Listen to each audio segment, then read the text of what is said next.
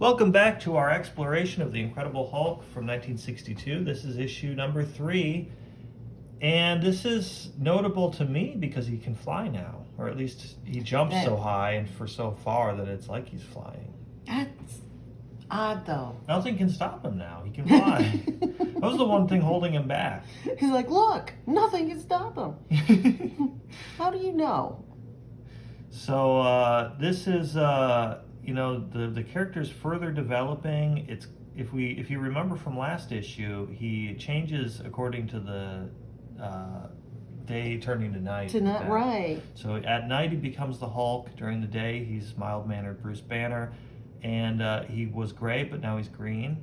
And this is actually a funny issue because that's one of the most famous stories or premises for a Hulk story is in the 2000s, the Illuminati shot him in a rocket out to space to banish him from Earth. And it must be an homage to this classic story where he's banished to outer space. If you can't control the Hulk, you might as well send him into space to die. He's been out of the atmosphere in every comic book, pretty much. Yeah, it reminds you, he's if you were going to ask some basic person that's not into comics, they'd say Hulk is a superhero, right? But it's reminding me, he's not really a superhero. Not yet. He's not a vigilante, really. He's a monster that sometimes does good things, but just as often goes on a rampage. And he's a science fiction character. Like he's more, like we talked before, he's kind of a pastiche of Jekyll and Hyde, Frankenstein. And the werewolf. The werewolf, yeah. Because of his purple pants. No, because of his changeover in the moonlight. So he's kind of like, I like how his shoes are disintegrating. That one's just barely holding on. He's got heels. On that one, but that other shoe doesn't have. He's got a club foot. So we've established in the past couple issues that he is locked away in this sea cavern. There's like a cavern. They go in a cave, and it leads deep down into this like recess that on the other side is the ocean. The sea, I guess, yeah. Which is weird because they're like in like Los Alamos or something. Like they're in the nuclear testing in the Southwest. So they find some kind of body of water, and then on the opposite wall they lock them in with this giant like ramrod thing that they built by themselves apparently. So they're in the cement walled chamber beneath the sea. Nothing short of an atomic explosion could disrupt his cage here, as Stan Lee is pointing out here. It's built to withstand the force of an atomic explosion. And poor Rick. Yeah, he's in charge of stopping the whole thing up. Oh! Looks like a big Mario tube. Oh, yeah, it does. And he's like, another few hours and he'll be back to normal. He's got to wait all night, I guess. And here we go. You see this little room. It seems like it's gotten smaller. Like it used to be most of the negative space. And they're like, it's just... How does he breathe? He just holds his breath. He's a human engine of destruction quivering to break loose. These descriptions.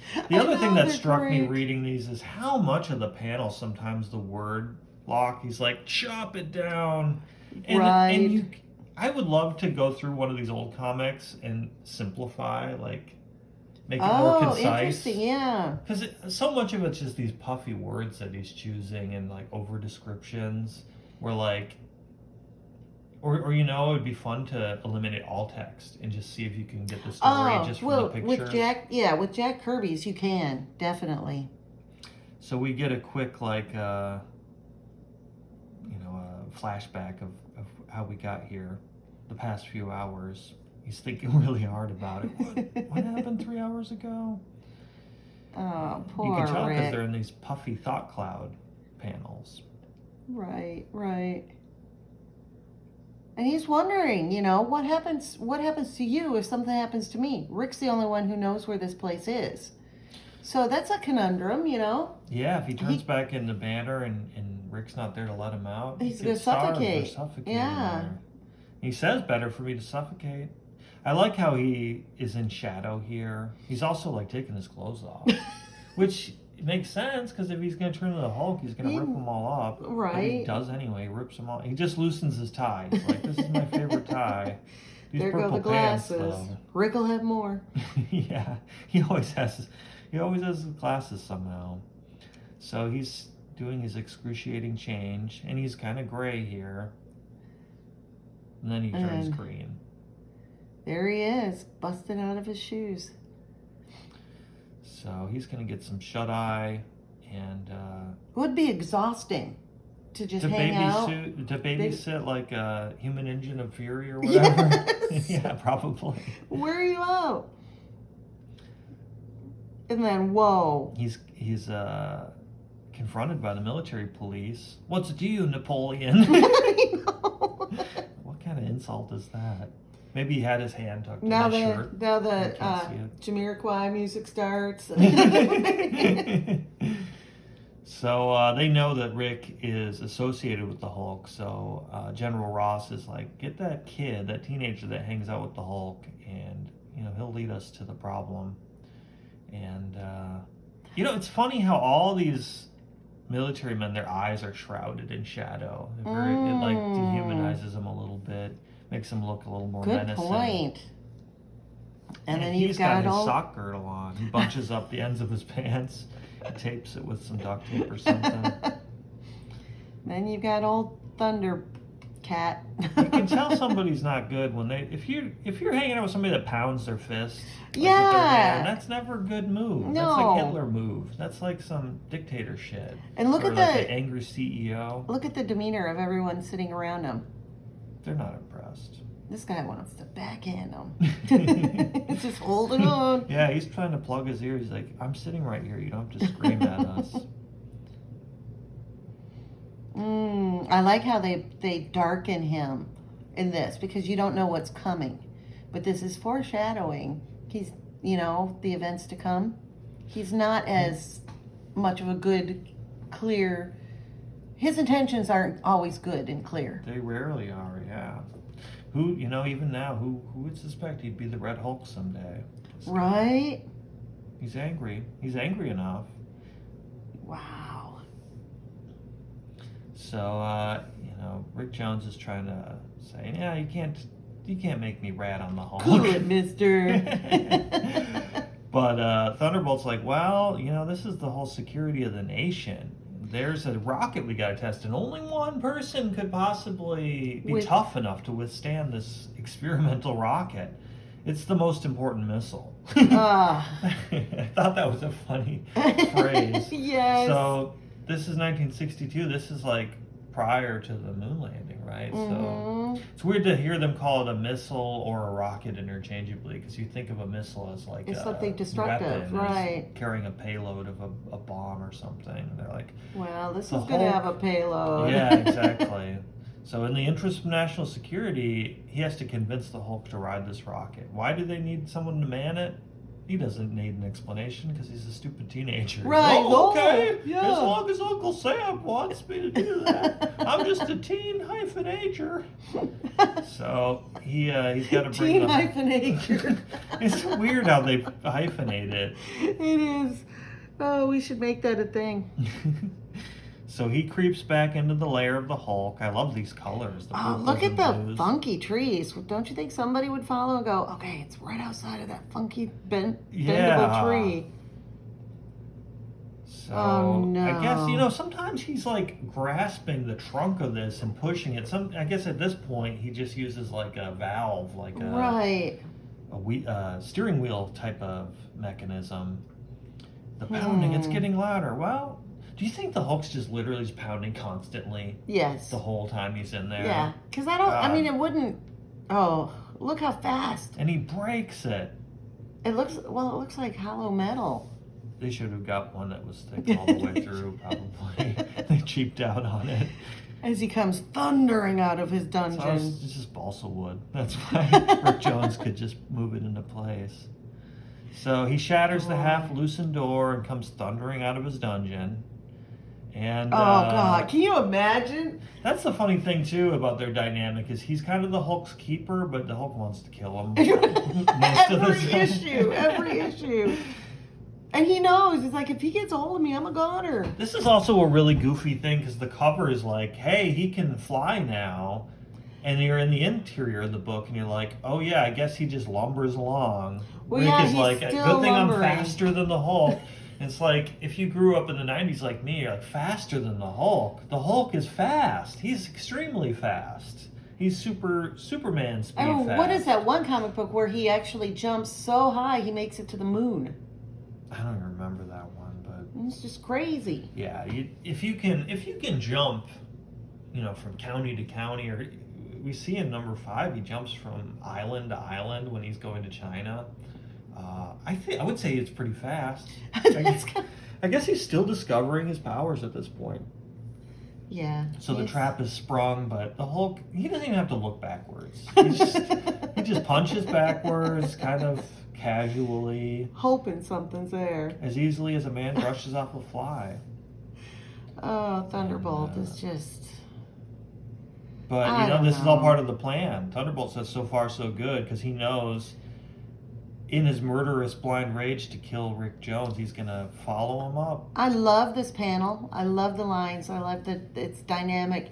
But the one thing that stands out to me is he's following me up the gantry. How does he know? I thought about that. I'm like, man, I don't think I've ever seen that word in the book I've read yet, gantry.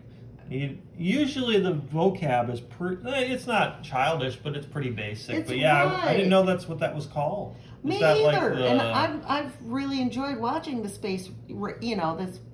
You have to read the right stuff? See if they talk about the gantry. The gantry, right. I wonder if that's a generic name. I didn't bother to look it up, but you could tell from the context it must be this thing you use to scale the rocket. But, right. I don't know if it's a generic term for a scaffolding or if it's specific to rocketry. But one false move. I was like, it's curtains for that cat. He's so hip even when he's going to die. This is such kid logic. So he's luring the Hulk up the gantry, and he says, if I leave my coat on the ground, Hulk will think that I've moved into the cabin, but really I'm gonna sneak out. And it's like, I remember trying stuff like that when you're a kid because you see it in a cartoon. You're like, oh, if I leave my sock here, they'll think I went in that room, but I'm really gonna. It's like, what? No, that makes no sense. Nobody's ever like, oh, there's his jacket. It must have flew off of him as he was fleeing me. He must be right in front of it. But it worked for the Thunder and Hulk.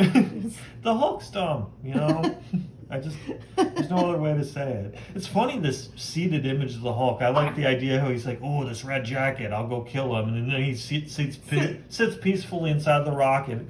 He's like, Hulk must poop. So they close the capsule door on him. That's kind of a funky expression. And, they had to have shut it and hit the button, like, immediately. Right, and that he must could be some punch rocket. out. Exactly, that must be some rocket door because they have to get the atomic bunker to hold him normally. Yeah, I was thinking that because he's already enraged. Do you think he'd just stick his fingers in there and just bend that door backwards or something? Or his fingers are so broad, his fingertips, and these bones on his brow and his cheek are so protruded. I do love that picture of him, though. That's intense. It was in the senior yearbook. He got his good side. Right under his quote. Most angry. So within seconds, he's blasted out to outer space. There's no test. They just wanted to get rid of him. Right. It's actually pretty smart. Well, yeah, if you're an evil army dude. He'll never return alive to menace the Earth again. I wasn't the A+ student when I took astronomy, but the one thing I was wondering too is we're still in the day-night change, and they launched him up through the atmosphere to the outer, orbit of the Earth, and that is what's going to trigger him. The warm, bright light of the sun, as it says, is going to trigger him to turn back to Banner. But does that even make sense? I guess because the hemisphere you're on and the rotation of the Earth is what makes night and day, right? And the position of the moon. But if between the sun and the Earth, I guess ship is traveling, right? Yeah. The perspective of Arizona or wherever the hell they are, Utah. They're in the Southwest, I think. Anyway, it was weird to me. I guess wouldn't that happen immediately once he reaches high enough? I don't know. Good question. It's interesting that the sun rays are so bright too. Yeah, where's Neil deGrasse Tyson when you need him? Yeah, we need to tell him it's unrealistic. He's good at that, pointing out the unrealism of science and media. Maybe he'll be our next guest on see what he's doing. So he's jarred awake in this rock, and he has no idea how he got there. Wouldn't that be scary? You just wake up, you're like, I'm orbiting the Earth. The hell? And my pants are all tattered? Yeah, but then he hits the... he pulls a Fantastic Four because he's going to hit that vast radiation belt. Yep, in an unshielded spaceship. Remember that radiation belt? Poor Bruce. Man, his body just... Oh, right. And then in the ensuing issues, the ones coming up, he's just bathed in the stuff constantly, day in and day out. It's nuts. Better get bathed in radiation again. And you think he'd be so radioactive that you couldn't stand next to him. He'd be giving everybody cancer. Yeah. It's like even the survivors of Hiroshima and Nagasaki, a lot of the people in the immediate surroundings died of cancer in the ensuing years. So I really do like these radiation panels, though. Oh yeah, they're intense. That's cool. Someone's got like a pincer hand here. Kind of, yeah. It's almost got a Wolverine brow going hair thing. He's getting his Wolverine hair. But yeah, it's almost like he's getting obliterated. Yeah. Like parts of them are shooting torn off. apart and put back together. So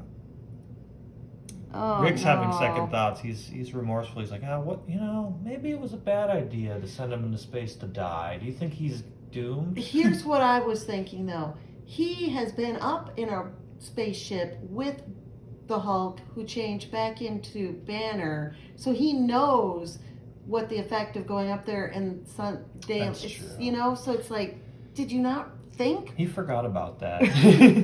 That was a couple months ago. Else, you saw how hard he had to think just to remember 3 hours ago. True. So he overhears that it's the end of the Hulk, according to Thunderbolt Ross. And he's like, oh man, I got double tracked. What? He double crossed me. What? It was a trap. They tricked me. It's the only way they could remove the menace of the Hulk. This guy's loving it. He's on a flight to infinity. It's a one-way journey. He's like, very good.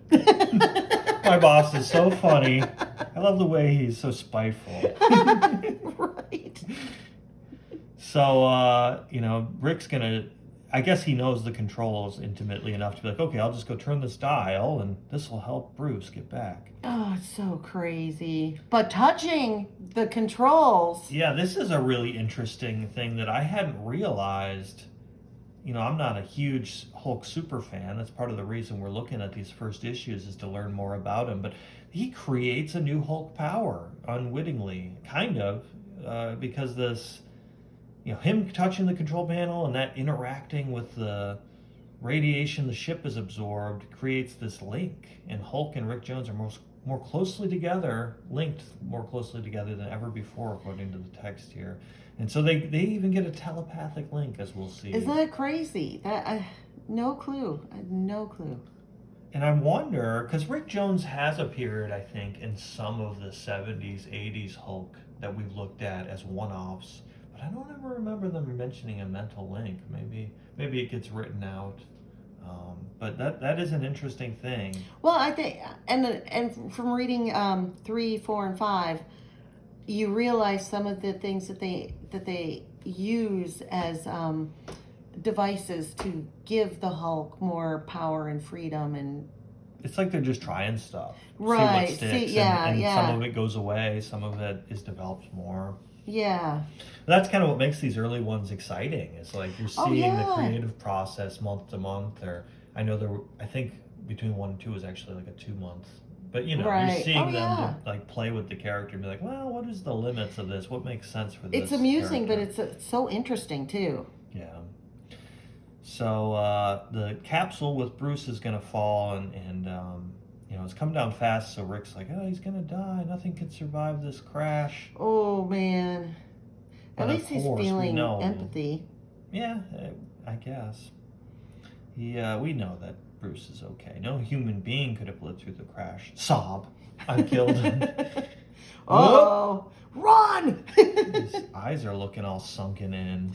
He's squinty. Mad.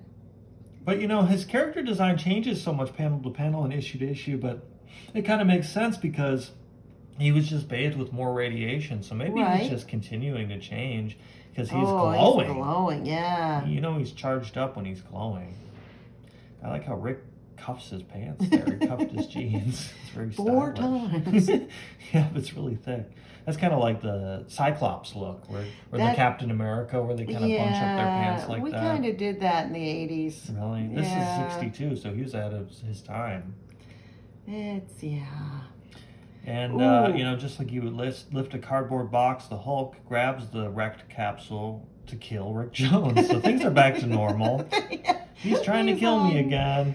Oh my gosh. And he stresses, well, I can run faster than him, so we're bringing that back up. I guess the Hulk is slow just because he's big. We haven't figured out that he's actually quite fast. But he realizes that the Hulk can go on forever. Whereas Gosh, I remember that. He can't. Was it the Ong Lee Hulk from the early aughts where he's like running on the cliffsides in the Monument Valley or wherever they are, and the helicopters are shooting him, and he's just like, boom, boom, boom. It's kind of a far cry from this, isn't it? Absolutely. Like, I'll get you eventually. Wow. So he chases him to the cliff's edge, and just as you think the Hulk is going to kill Rick Jones, which this is a great panel. That's an excellent panel. Oh, he tells him to stop, and he obeys. He's standing still, motionless. I said stop, and he stopped. I like how rigid his posture is. This is comical. This panel-to-panel thing where he mimics his motion. It's like Young Frankenstein or something. Yes. Raise your hand. Sit. Just looking at the Hulk sit is ridiculous.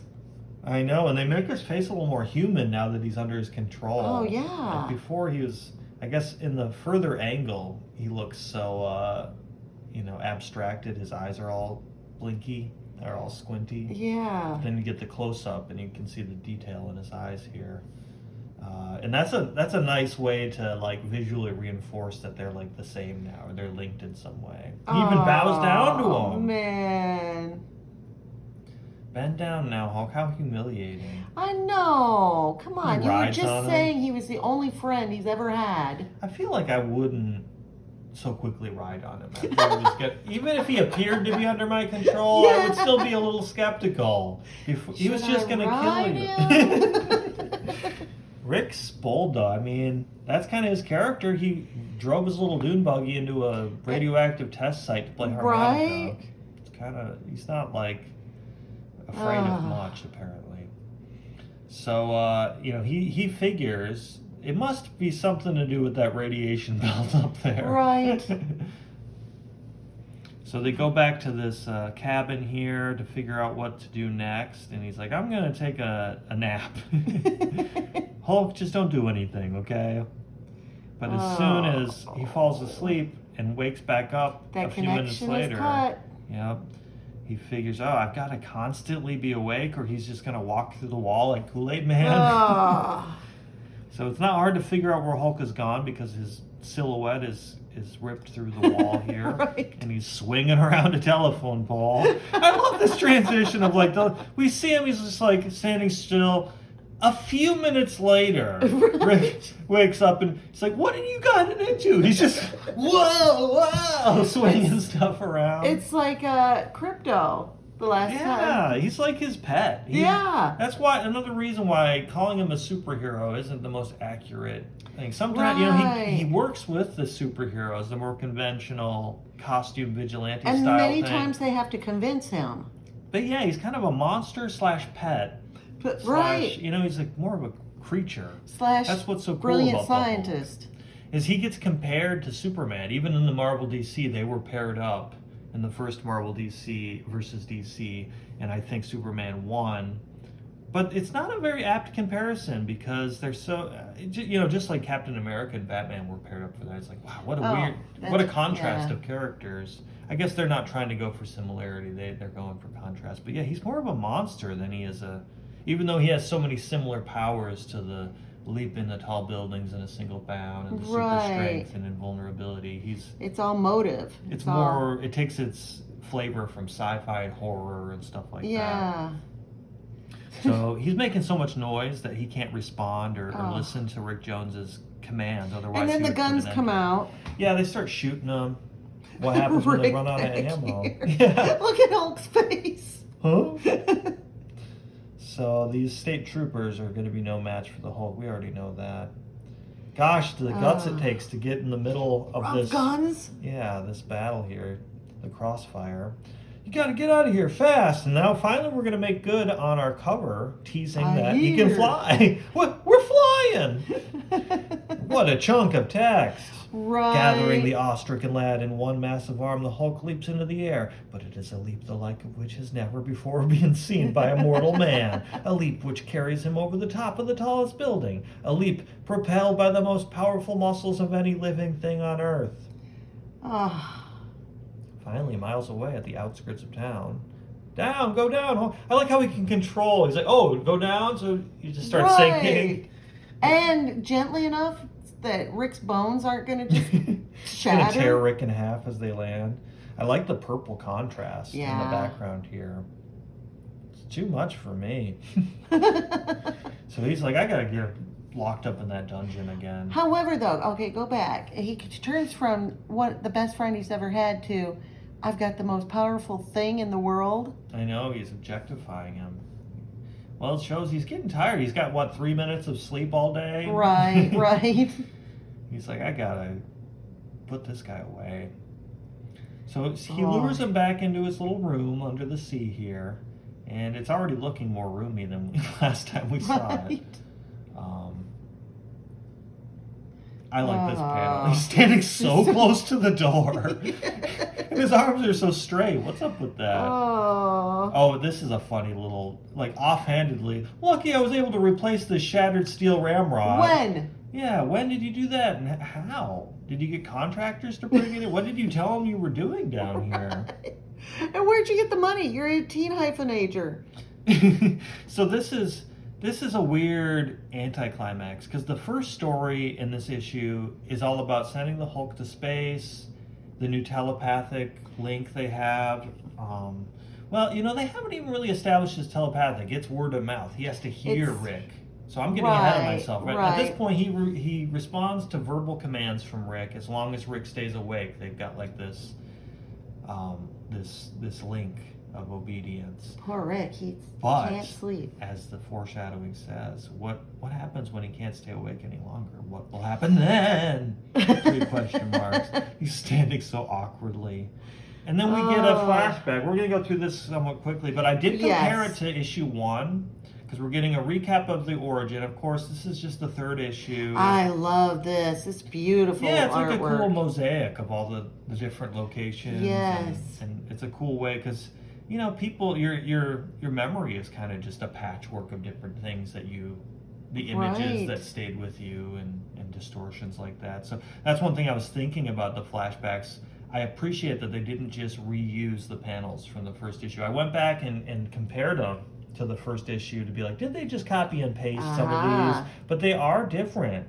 They might have reused 1 or 2, but even when they reused the dialogue, these drawings of him rescuing Rick from the explosion and this, it's slightly different than the previous 2. So we've seen this origin in the first issue. We've seen it a little bit in the second issue recap. We're seeing it again because, you know, you never know this is going to be somebody's first comic, and they're trying to get this character to stick around. I really like this version. Yeah. Where is his head? Well, he's ducked. His jacket's over it or something. It's such a weird. When I first saw him, like, did his head shrink, or is that his other hand? But I really like this image. This was one of my favorite panels, and with the color, the yellow and the it green. really expresses the sheer and this anguish looks familiar, that he's going but with. this is actually a different panel, I believe, than there is a very similar panel where he's being backlit by the explosion. I believe in the first one, there's several panels of him. Yeah, but they're all a little different. I think they're all drawn fresh. So, you know, now that we're up to speed, with Not Howie. quite. They cut some things out. He's not like, hey, look, what's with that funny radio you got? So I hate Dingleberry. So the Geiger counter's going off. We get to see Hulk transform into his gray version, which I have to say looks really good with this pinkish purple. And the nice orange, contrast. yeah. Yeah, this nice. is back when he wore orange. And we have to familiarize us with his powers. He's mightier than a battering ram. I like how he's more dangerous than a runaway tornado. He's hiding behind a rock. How does that illustrate? Oh, that's where tornadoes come from. Sometimes you walk by a rock and they're just like, come and get you. He's uncontrollable as the very forces of nature herself. And he's the foe to all human beings. But Rick Jones won't desert him because he saved his life. And so he's got to save Bruce's life. They're like Chewbacca and Han Solo, kind of. Got a life debt. Kind of. So they recap, he's got to lock him up in the dungeon. He gets really mad in there. That's a great. He can't go to sleep. Oh, gosh. But will the door hold? You can only find out later after we've introduced the Ringmaster. So this is a recurring Marvel villain that, in this form, is kind of goofy. Gosh, he's got such big teeth. Huge teeth. In his eyes, he almost looks like some kind of dog. Like he's a weird looking guy. He's got bulging eyes. Well. He looks like a little yappy dog that became a person. Right. Ew. So he's got mind control powers, which is, I guess, appropriate because Rick has control over the Hulk. So it kind of dovetails with that theme a little bit. Right. It's a good way to introduce a new foe. Yeah, maybe they can have a battle of wills over the. That clown is creepy. They're all creepy. That devil. Is this the cannon guy? Yeah. Just shot out of a cannon. Cannonball dude. And yeah, Mr. Satan's back there, Mr. Longneck, the caveman, all of the normal circus Mr. characters. Forehead. Wow. I do like this idea of a circus of crime, though. It's silly. Yeah. They introduced the circus of crime with these two lawmen who are riding through town and say, what the heck happened here? It's the same as the last 2 towns we've been here. Everybody's in a daze. So far, we've been able to hush it up so the nation won't panic. But if we, FBI men, can't solve this thing, who can? Yeah. Gosh, if the FBI can't do it. I like how they illustrate how dazed all these people are because they're kind of like looking off in vague directions. They're not interacting with these people. Right. So just the visual storytelling, you can tell. Well, and everybody else has a more relaxed or at ease posture, and they're just so sharp. I know this one in the foreground is creepy, staring right at you. That's good visual storytelling. Yeah. Boy. The whole town's been ransacked. They stole the cloth fabric stores, all their cash. They That's probably had millions there. That's what happened to Joann's. Yeah. They weren't happy just taking every safe deposit box and robbing the bank. They had to go to all the little mom and pop shops to clear out the cash registers. They're truly evil. All the toilet paper in this entire town is gone. This is another triple question marker right here. How can anyone put entire towns under a spell and then rob them? So they found something. What a weird thing to notice. All the towns that have been left in the state were visited by the same circus. With the same tiger going, huh? It's that drunk tiger. It's that cat, that internet cat. So meanwhile, we see the circus of crime in their new town. They've come to, reenact their pattern of crime here. We've got some creepy looking clowns, the Elk Rider, this guy's got a fan, the horse standing guy. Ariel got people. This guy's got a lot of balloons. He's like, everybody look at me and don't take your eyes off me. This is a weird thing, it's like, usually it's like a 360, you're under the and he's just got one little top hat that has his hypno thing on right. it. So is he like looking around doing 360s all the time? Because I feel like if some guy was in the circus, be like, everybody stare at me, don't take your eyes off me. I would immediately be looking around at everything. I was like, what is he trying to pull Yeah, over? yeah, right? But everybody stares right at him, and it works Good perfectly. point. I love this panel. This is a cool panel. Yeah. It's funny, it says, note the spinning lines on my hat, the stars on my jacket, the lines, the stars. See them spin round and round. It's almost like with the stars and the stripes and the top hat, I'm like, it's a demented Uncle Sam or something. Ooh, yeah. He's brainwashing everyone. They're vacant stares. So they can't move, they can't speak. They're going to get robbed. Wow, then he sends his minions out into the night. The posture on some of these characters, they got almost like a hunchback. You can imagine how sneaky they must be. Ooh. How creepy. Ugh. I know. Ugh. Let's go. Hope you're enjoying the show, mister. Ugh. Gross. They're even taking people's bracelets. So gross. I like how they use their circus powers. Right, in the, Well, not powers, but their abilities. They're taking his chair, balancing it on his forehead. You think they were just like, Gary, you can just carry it. Yes. Just quit messing around. We got a lot of stuff just to back up here. Absolutely. He's wearing like 6 hats.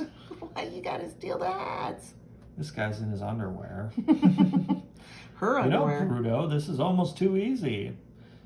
I like some of the circus characters. It's like, unicycle lady. Right?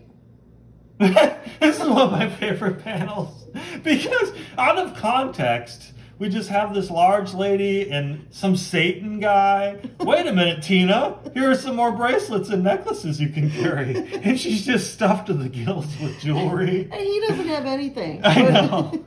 And just the juxtaposition of this large lady, he's so skinny. This skinny little devil guy. It's such a weird panel. Yeah. And just all the shining lines and her facial expression. It's just a really weird panel. Oh, man. I like how they don't have code names either. It's like Right, Tina. That's right. Tina. So they're like, we got to get something like Fort Knox to store all this loot. Look and so at they take off into the dead of night to go to the next town. How much will be enough? At what point do you amass enough of a fortune? I guess they got a pretty big circus. But still. So what does all this have to do with the Hulk? Well, we'll find a way to make it work. I did it. I managed to stay awake all night so the Hulk didn't have a chance to run wild. Oh, man. And at least he wasn't bashing on the door the whole time. Hopefully, right? Yeah. And he's like, I'm going to go visit my Aunt Polly. She's not far from here. It's like, what? Out of the blue? You've got relatives down here? And how does he know that being that far away from the Hulk isn't going to break their connection? Well, we'll find out. He's like, I got to wash my face. So she's like, it's ages since I've seen you. Which is weird, because I think later on they make him an orphan. I think they like, he grew up in an orphanage. So maybe his Aunt Polly didn't want him.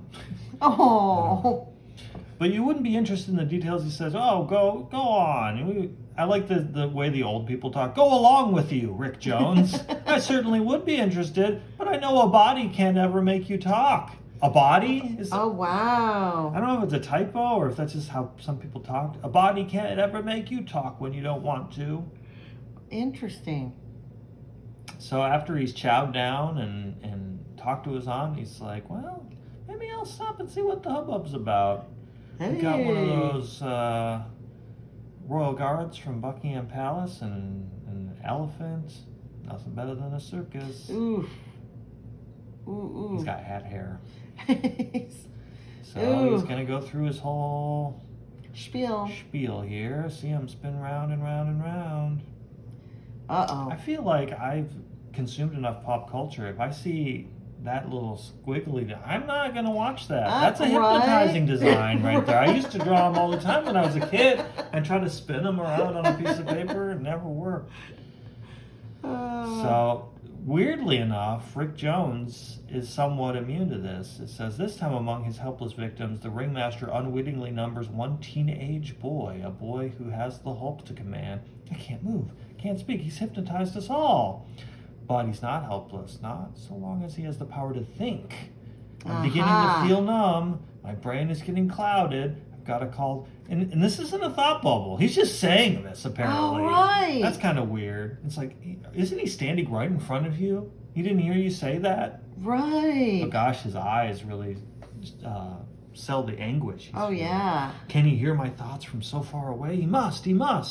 So, yeah, I guess he has a telepathic And he link. does. Boy in danger, must go to him. Yeah, you're the danger to that boy most of the time, if you weren't aware of it. He has backhanded him in 3 comic books. Only he can backhand him, though. So he jumps down to the tent, bursts through the canopy here. And they're like, no. oh, somebody that didn't get hypnotized. I know, let's shoot him with the human cannonball. Oh, The this human is cannonball great. also has a Thor-like hammer. But they always talk about the motion and the energy of Jack Kirby's drawings. This and is anything illustrates it. It's this perfect. sequence here. Yes. Boom!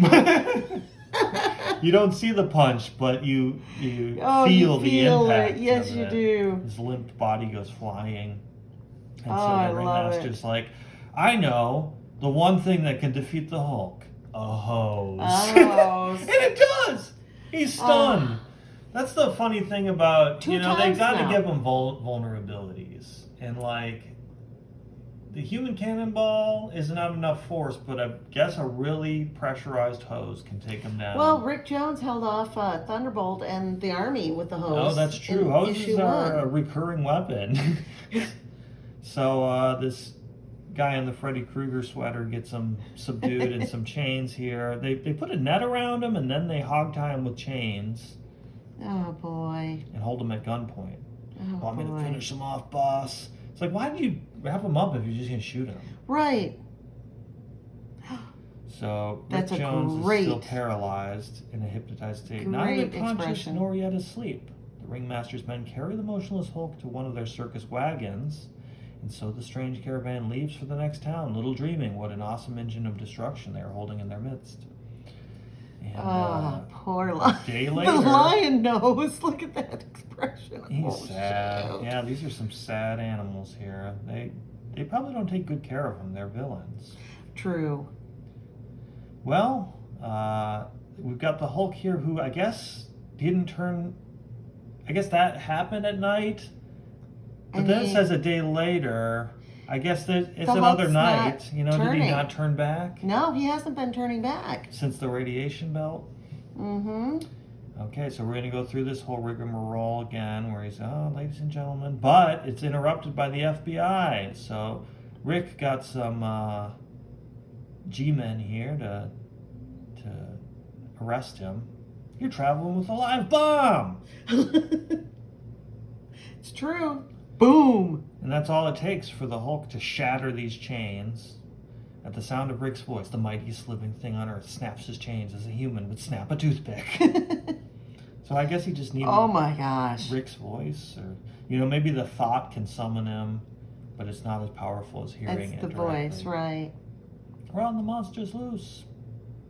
He takes on a wrinkly Oh. elephant. The wrinkliest. Oh, poor thing. Sucker punched by the Hulk. Yeah, I like to just think he's punching him. It looks like a punch. Yeah, well, sometimes you gotta punch an elephant. The Hulk is spoiling everything. So they think the Ringmaster's gonna escape with his He's star trying boots. to. He's pulling a Spartacus here. I'll stop him. I like how the Hulk sometimes is like cognizant enough to be like, injustice will not prevail. I'll Right? save the day. It's like, what? And he, this is the most, daring feat to this guy. This trapeze artist is like, the main support pole, he's taking it right out of the ground. It ain't possible. It's like, I don't know. Did you see him land outside your, like he Tent? burst through your tent from a state away or what? It's a city away. And so he uses it to clothesline. Oh, man. Which, dang, that would paralyze him probably. Yeah, that would tear you in Those- two. Yeah. Rick spares him. He's like, don't tear him in two. And then the guess army who? comes. Where is he? Where's the Hulk? So Thunderbolt Ross, it comes full circle. That's what I meant by the jarring halfway point. It's like, we started where Thunderbolt Ross was going to send him into space. It was a trick. He was saying Hulk was the only one strong enough to withstand this test rocket, but the whole purpose was just to get him off of Earth. He got bathed in more radiation, creating a link of mental command or speech command, which suddenly Rick Jones looks like he's 50 years old I know. in that panel. It's been a rough Then the Circus 2 days. of Prime arrives, and we get some mind control shenanigans that the Hulk disrupts. And now we've come full circle where Thunderbolt's trying to capture him again. It's kind of a weird. This is a really stuffed issue. Like it's busy. They could have just stuck with the whole Rocket Exile plot and not introduce a whole other antagonist. This is a goofy. Is he shooting backwards or is he landing? It looks like he's doing backwards. It's weird. He's fine. Nothing can stop him now. Just like the cover. Just like the cover it advertised. They're like, and he will really you looks stop like he's saying doing that? That's the third time you said that. We get it. He's not actually flying though. Though he does look like a Superman kind of pose here. And yeah, he's doing a little curve. Like that's true. He's got like he's bending the bullets. Like that Wanted movie where you can like bullet bend. I forget what they call it, but anyway, we get you won't rest. I won't rest until I get the Hulk. Propelling us into the never-ending chase between Thunderbolt Ross and the Hulk. We've saw the setting of another sun. This is nice. I like the red and the pink.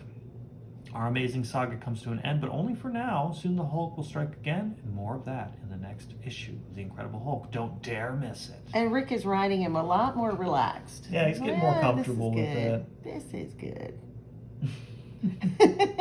You did it, Hulk. We're free. I like how he's adjusting his grip on the Hulk.